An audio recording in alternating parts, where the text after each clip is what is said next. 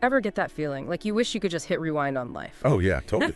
We've all been there. Yeah. If I knew then what I know now, feeling. Exactly. Whether it's, I don't know, a relationship that went south or a career move that backfired, that desire for a do-over is pretty universal, right? Absolutely. Like a reset button. And while we can't actually time travel, unfortunately, today's deep dive is all about exploring this very human fascination with second chances. Always a popular topic. We're diving into the book Second Chances by Stephen Greenblatt, and I'll say up front, it's not your typical self-help book. Right, not a how-to guide. Instead of giving us like a 10-step plan for a life reboot, Greenblatt takes us on this journey through literature and psychology. He wants to uncover how this yearning for a fresh start, it plays out in our imaginations, but also in our real lives, you know? And Greenblatt's a great guide for this kind of thing. He doesn't just come at it from some academic ivory tower. Oh, we couldn't. He weaves in his own personal experiences, which makes it, I don't know, just more relatable. Definitely. He even talks about how he feels like he's lived these two distinct lives, all because of a small change. Oh, interesting. What was it? His name. He went from Steve to Stephen, and he describes it as this gradual, almost unconscious shift. But it got him thinking, can we ever truly have a clean slate?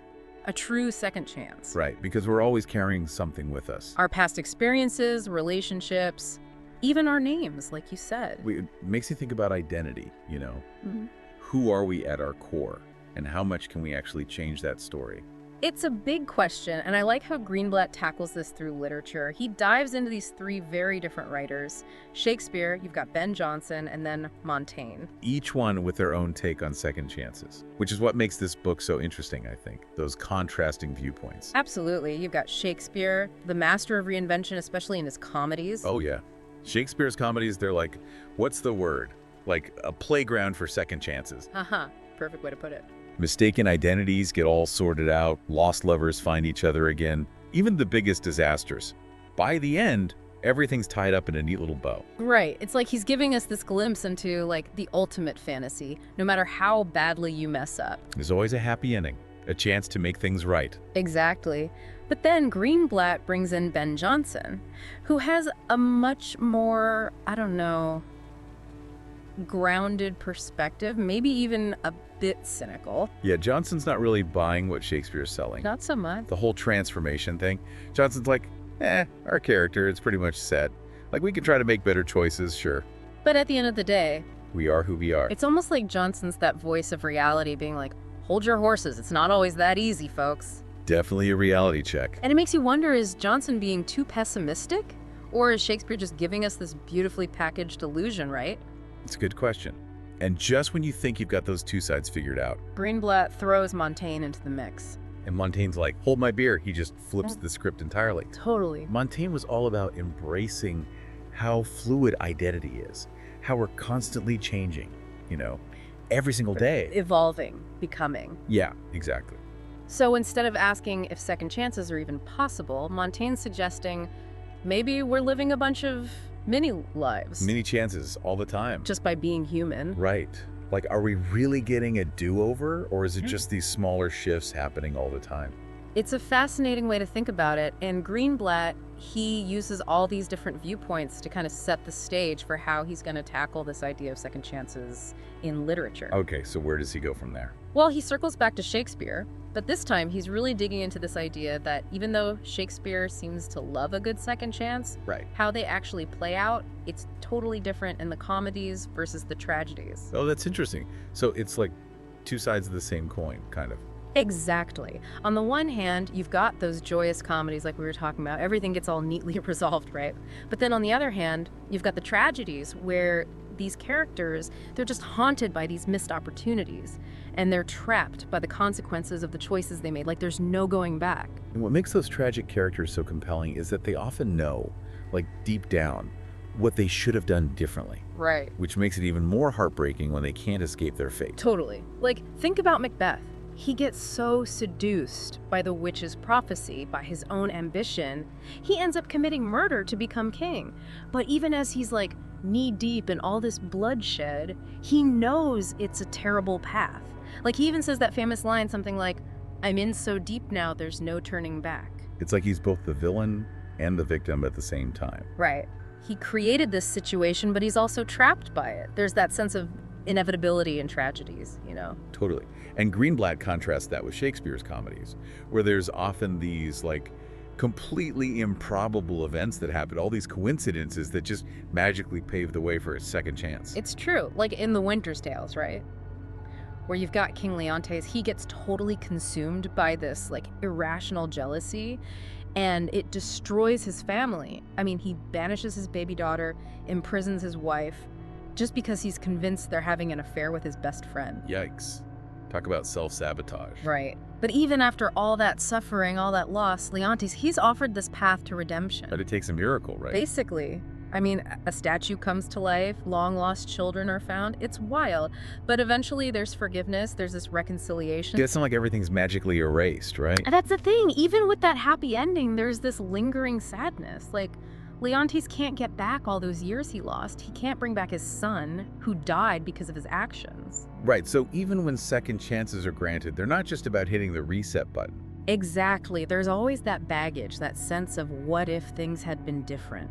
It makes you think about how we deal with those feelings in real life. It does. And Greenblatt, he takes this exploration even further. He connects it to psychology, which I thought was really interesting. Specifically, the work of Sigmund Freud. Oh, wow. Okay, I'm curious, how does that fit in? Well, when you think about it, psychoanalysis, it's all about digging into our pasts, right? Trying to uncover those early experiences, those unconscious desires that are still shaping who we are today. Okay, that makes sense. So how do second chances play into that? Well, Greenblatt focuses on this observation that Freud made, that people often cling to their suffering. Really?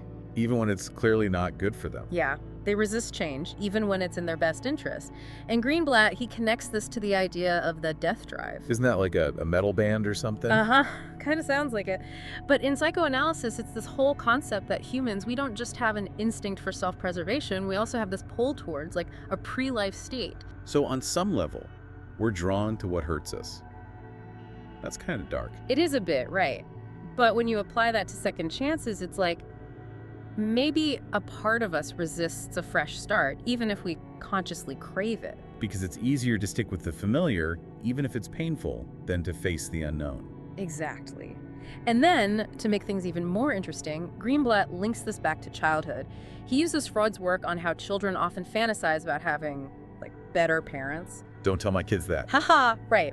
But Greenblatt, he doesn't see it as disrespectful or anything. He sees it as this manifestation of this very human desire to repair what's broken, to create this idealized version of reality. So it's like, just as those kids dream of perfect parents, we as adults fixate on second chances. Exactly. It's like we're longing for a different starting point, even though we know we can't actually go back in time. And that longing, it seems to be especially strong when it comes to our families, our closest relationships. Absolutely. We see it all the time in literature. Like in King Lear. Lear can't see his daughters for who they truly are, and it leads to this epic family drama. And as a reader, you just want to shake him and be like, if you had a do-over, if you could just see them clearly, this whole tragedy could have been avoided. Yeah. It's like, we just want to reach into the story and fix things. Right. Make those characters see what we see. Absolutely. And it makes you think about those what-if moments in our own families, you know?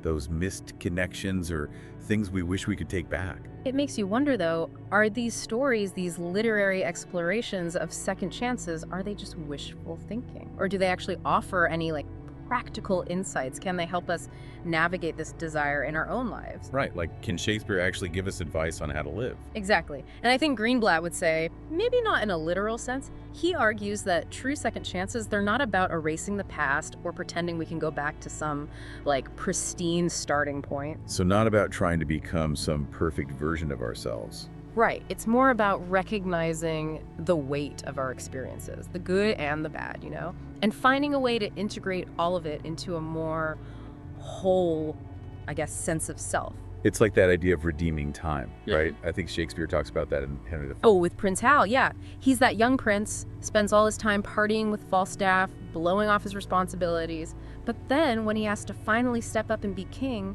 there's this moment where he owns his past.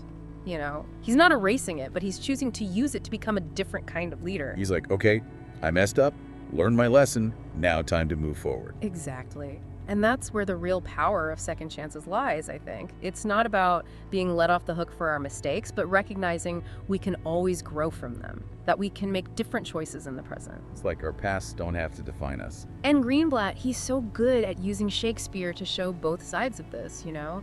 Like, you've got characters like Leontes, who gets this almost magical opportunity for redemption. But even then, there's those scars, right? That bittersweetness. It's never a clean slate. Right. And then you've got characters like Antony and Cleopatra who almost recklessly embrace this idea of a second chance. He risks everything for this passionate love affair, even though it ultimately destroys him. He's like, I know this might not end well, but it's a chance I'm willing to take. Yeah. It's like he's saying, I'd rather experience this love, the second chance at happiness, than live a life full of regret. It's powerful stuff. It makes you realize second chances aren't always about logic or playing it safe. Totally. Sometimes it's about embracing a different kind of truth.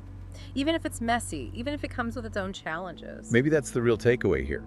It's less about whether we get those do-overs we dream of. It's more about how we approach the very idea of them. Exactly. Our pasts, our mistakes, our regrets, they all have a role to play in shaping who we are, but they don't have to define us. We always have the power to make different choices, starting right now. So maybe instead of dwelling on those, what advice would I give my younger self? Questions. Which are fun to think about, don't get me wrong. Of course. But maybe the real question is, what choices can I make today, knowing what I know now, to shape the next chapter of my story? And maybe, just maybe, that's the most powerful second chance of all.